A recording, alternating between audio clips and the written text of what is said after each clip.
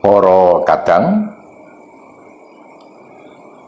ing mriki Mbah Bobot badhe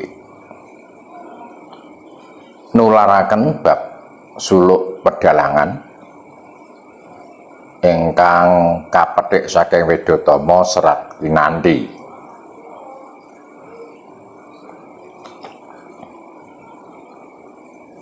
Mongko kanthi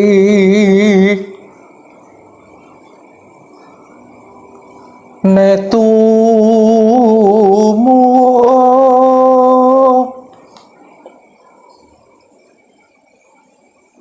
salamimo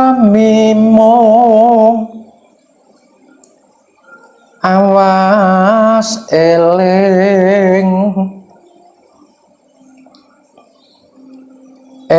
lukitaning alam dadya wedyaning dumadi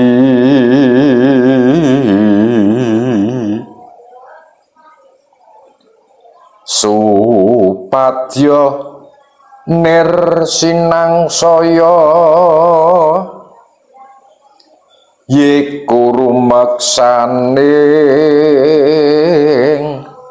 urip. Mongko kanthi ning tumuwuh menika sedaya tetukulan. Mongko kanthi ning tumuwuh sekabing tetukulan kang tumumpang bumi. Salamimung awas eling. Liripun sedaya para sedulur, para kadang kudu eling. Yen to sejatine sekabeng tetukulan kang ana, kang wujud ana ing lumahing bumi korpeng langit niki sejatine panguripan kang wis tinata satunda-tunda sabilik-bilik mringkang Maha Cipta.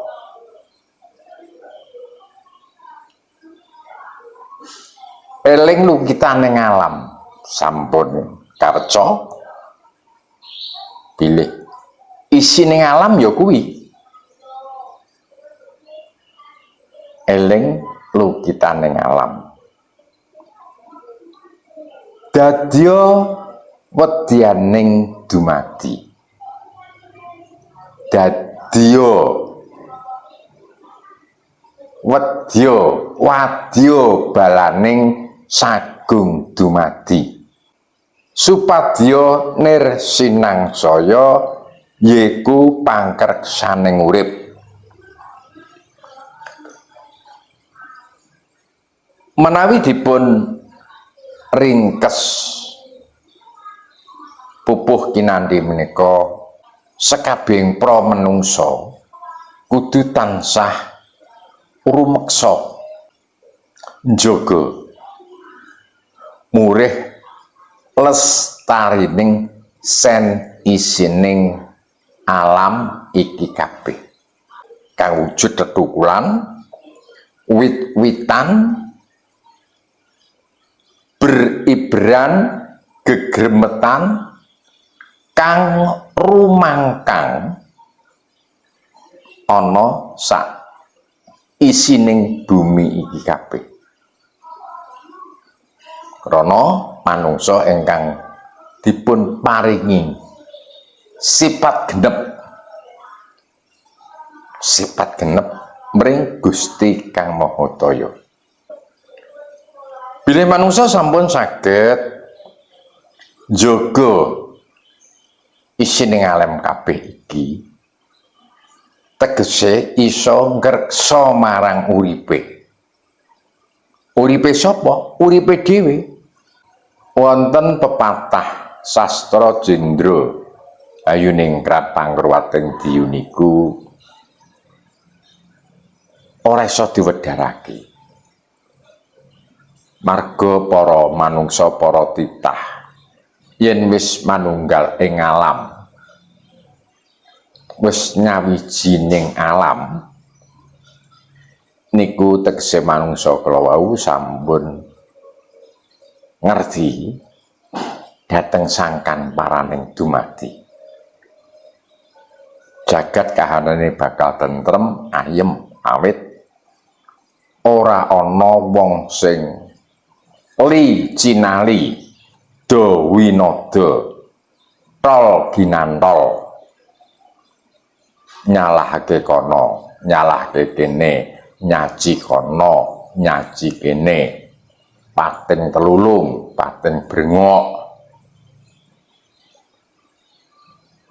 niku nek tiyang pun ngerti sen isining alam pilih kabeh kang ana kang wujud kumulip tumumpang bumi kasorotan Surya Candra Kartika niki awit saking kersaning Gusti Kang Maha Taya. Milanipun tembungipun cetha sanget. Mongko kanthi ning tumuwuh salami mung awas eling lukitaning alam dadi wedyaning dumadi.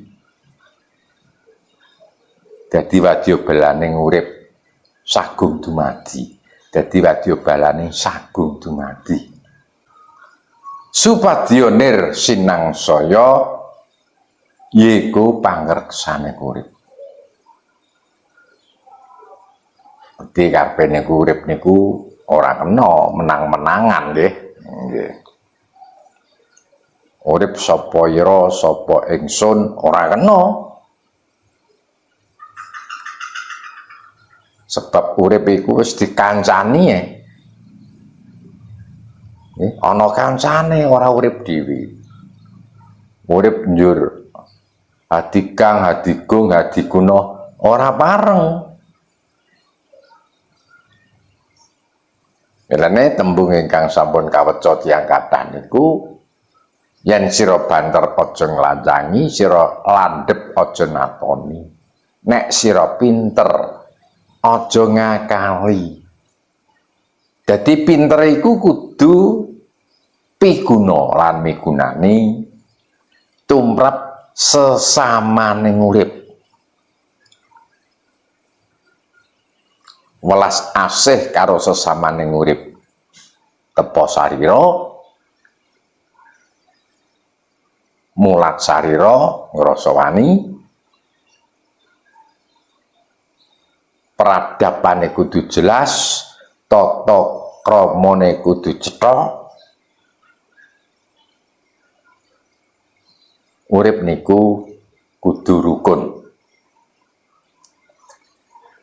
Rukun Bhinneka Tunggal Ika. Niku pramila sedulure Mbah Bobot ingkang tasih wonten ing channel Klambe Sireng TV. Cendha swara niki pating brengok, pating pelulung, pating glembor, ngrusak kono ngrusak kene, ngejur kono ngejur kene, ngobong kono ngobong kene.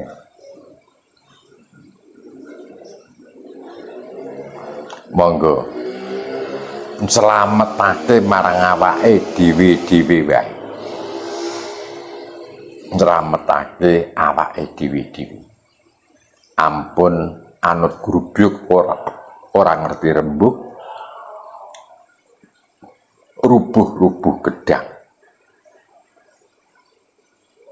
Slametake awake dhewe, slametake keluargane, slametake anak bojone. Gitu, menawi dipun sawang kahanan menika tiyang niku waton sulaya, waton ora padha.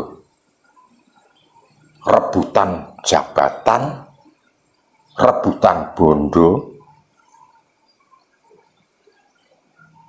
dadi rasa kamanungsan nggih rasa kamanungsan sakmenika sampun sirna kerukunan niku pun boten wonten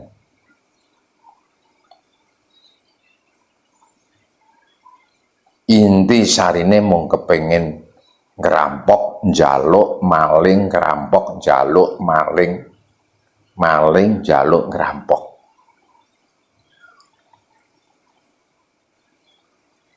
organisasi mengatasnamakan masyarakat paribasan niku jutaan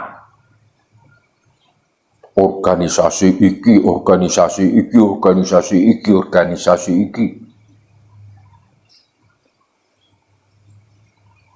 dadi anane organisasi ku mung karepe gawe kelompok gawe kekuatan gawe barisan gawe pasukan tujuannya nggih mung niku gawe gaduh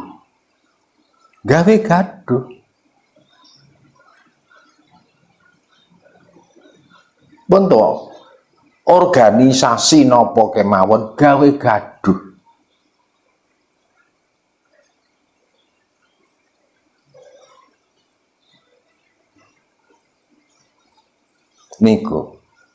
niku fakta niku cetha aliansi iki aliansi iko wah go sareng-sareng bali yang jati dirine dhewe-dhewe wae njaga nuswantara njaga budi pekerti njaga peradaban njaga sopan santun njaga tepa sarira njaga kamanungsan niku perlu nggih bon ana tetembungan becik ketitik pala ketara sura sudira jayaning kangrat suwuh brasta tekaping darmastuti ngajan sepira jimatmu sepira digdayamu sepira titelmu sepira jadukmu nanging yen tumindake ora bener tumindake ku nista tumindake ku cidra tumindake tukang mitenah tukang aniaya ing kono wahyune bakal sirna kesapu marang adiling jagat